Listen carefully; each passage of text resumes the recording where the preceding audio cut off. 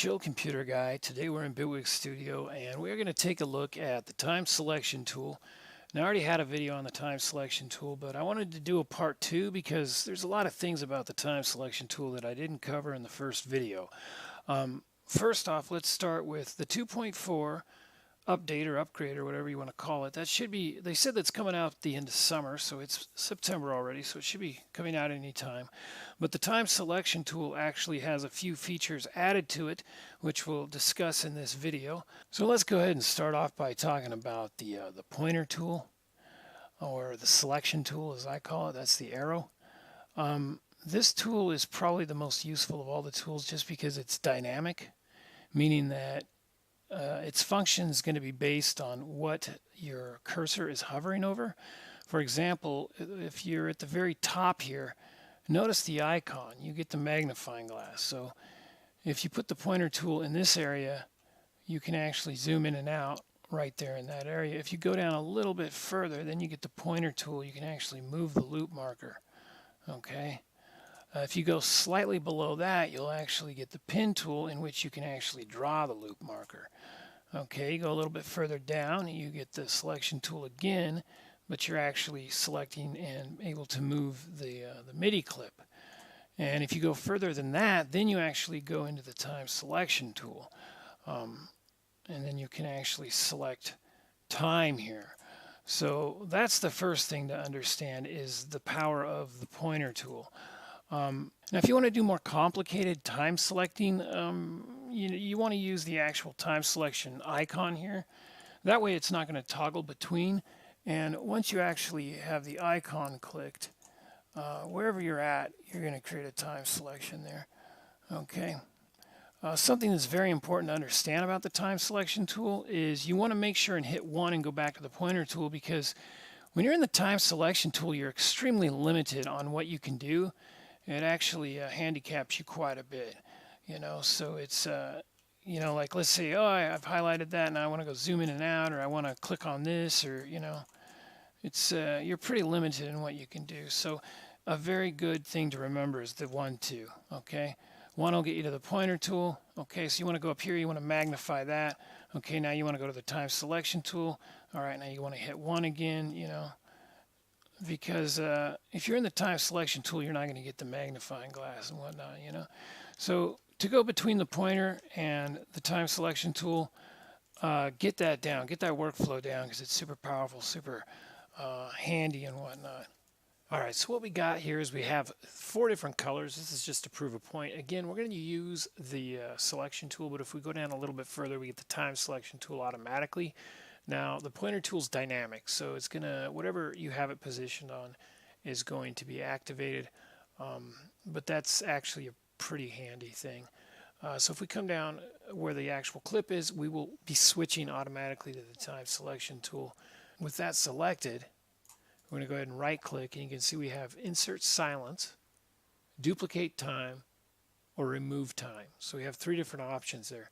Let's go ahead and remove time, which should be similar to delete, but watch what happens when we remove time as opposed to delete a clip. Did you see that? Everything moved over 1. Okay, let's hit Control Z. Now let's go ahead and insert silence, and what that did is it actually pushed everything over, because it took the time that you had selected, inserted silence, but pushed everything to the right. So that's actually a very valuable thing that you might find yourself having to do. You got to remember, with the time selection, you can, let's say you have 1,000,000 tracks here, But what's powerful about this is with the time selection tool, you can actually, lasso however much you want. Let's say right here you need to insert some silence here. You insert the silence there, it's going to push everything to the right. And so you can really kind of cookie cutter out your arrangement in a very powerful way with this time selection tool. So it's definitely worth noting. Let's go ahead and delete all that. And the third option is duplicate time. And so if you hit that, it's going to actually duplicate the clip, but it's going to push everything over. So it duplicated the time. By duplicating the time, It didn't overwrite anything. So now you can see if we do that exact same thing with the selection tool, let's go ahead and duplicate. You see it overwrites it, okay? It overwrites the existing clip. This is why all 4 of these are different colors, is so you can see this stuff happening. So, you know, the selection tool is one thing, but the time selection tool is quite another. So again, let's duplicate using the selection tool. Let's Control Z that. Let's duplicate using the time selection tool. Same thing, duplicate, but instead of the clip, we're duplicating time. So it's pushing everything over. So it's a very valuable thing. Another thing about this marquee is if you hover right at the edge, you get the double arrow, so you can extend the marquee. Now once you've drawn out a marquee, you get the hand tool. The hand tool is exclusive to the time selection tool, and you can actually move that time selection over or move the actual time. And another option you do have is, let's go ahead and select a marquee. Now once you're moving this, if you hold down on Control, you'll get a little plus symbol. Now you're duplicating it. You're actually duplicating time, okay? Now if you hit the Alt key while you're dragging, it will actually bounce it in place. So look at that. You took this time selection, moved it, and bounced it over to here, all within a couple of movements. So you've created a selection marquee, that section of time right into audio anywhere else in the clip. So, I mean, the time selection tool is a very, very powerful tool. And we're just talking about up here.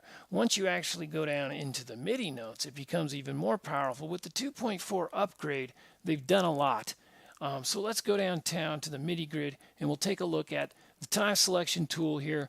You can do a selection marquee anywhere you want. Basically, what you want to do is when you're hovered over that marquee, you want to right click, and it's going to give you a whole lot of new options here, mainly the note colors. Now, the note colors, you can have them based on your clip, which is the default, which they're all going to be the same color as the clip, which is my personal favorite. Once they fix the colors here in Bitwig Studio, this could be very powerful. And I mean, too much crazy colors kind of throws me off when I'm working on music, so I'm very formal about like the aesthetic of the colors. But this is super powerful because you can get a very good conceptual thing of what's going on. You can set this to note channel, and we're going to talk about note channels more in the future. But basically, note channels is something that I think this is like planting a seed that could later become very powerful in the Bitwig software, and that's note channels. Then there's pitch class, and then there's velocity. Now, what this is going to do is it's going to change the color of each individual note based on, in this case, the pitch, so that would be the actual note, or the velocity.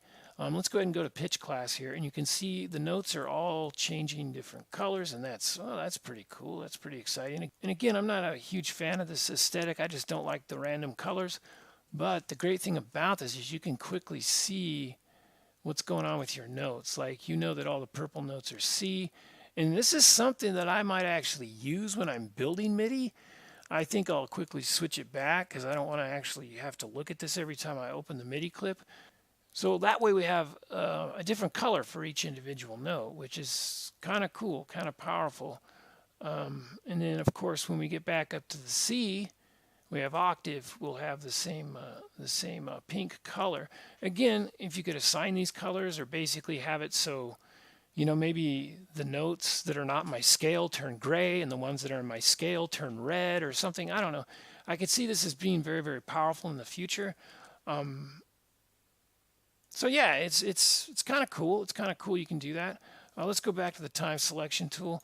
Go back to that marquee, and instead we're going to go velocity. And then all the notes are going to be actually, the color is going to be based on the velocity. Something I highly recommend, because this is something that I ran into problems with, the time selection tool. Make sure that to get out of it, go 1. You know, the 1-2 shortcut is something you should quickly learn. It's very powerful. You'll notice now with the new 2.4 that we actually have tooltips down here. A way to disable that might be okay, but that is super powerful for learning the software. Super powerful, the tooltips down there. But again, if you're on the time selection tool, you're going to try to do stuff and you're going to get real frustrated. You're going to try to zoom in. Remember that the time selection tool is pretty paralyzing unless you're using it. So be sure to go back to the pointer tool, and then there you'll be able to zoom in and see what's going on. But yeah, let's check out this velocity. See, as I lower the velocity, is there even a note there? Oh, there it is. All right, so you can see as I lower the velocity, it's giving me the gray for the low velocity and all the way up to a bright red.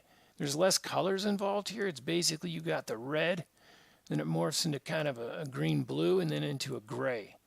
See, this I might actually use as well. What's cool about this is you can use your your velocity. Let's say I select a bunch of these notes here. Okay, we're going to go down here to the velocity. We're going to create a spread in there. We get a nice spread. Let's create some chaos, and you can see that now we're getting some color to the notes because the velocity is changing. We can take them up all the way. Now, I mean, you gotta love the velocity spectrum. It's just so great. It's so beautiful. But now you can actually see that reflected in the notes, which is super powerful. Can your DAW do this? But then you can also, switch this based on pitch class, which is pretty cool as well. So I don't know. Are these different colors? These seem like different colors. I don't know. I mean, I don't know. These colors are better. And some of these colors are quite a bit better than the old colors. As far as these clip colors here, it would be nice to have a bigger palette. Something with more dry colors, something with more of a, something with like a muted aesthetic. Basically it would be nice to be able to switch between like 3 or 4 different color palettes based on, I like more subdued colors. Some people like some pastels, some people like some bright ass colors, but I like a more subdued color. I can't stand bright colors on my aesthetic. I'm a black and white photographer. You know what I mean? I like a grayscale kind of thing. I'm a grayscale guy. And once you have a selection marquee, remember, you can go right down here. You can hit split. And you'll actually split that into notes, So, I mean, it's a powerful tool, and it's a different workflow. See that? These three right here. Insert silence, duplicate time, and remove time, Check it out, time selection tool. If you haven't already, please subscribe to my channel. These tutorials are not for beginners, they're not for experts, they're for the joy of music, they're for everybody. Just trying to inspire you, find something in your life that inspires you. Mine happens to be, I'm liking this Bitwig Studio, it's a pretty tight program. I'd like to get in here and make some mixes, but learning this thing is pretty cool because of the amount of tools. And just the aesthetic of the program and the workflow. I mean, it's a really nice music making machine, you know what I mean? All right, Chill Computer Guy, if you haven't already, please subscribe, comment, give me a thumbs up, tell a friend about the channel, and we'll see you guys again. Bye-bye now.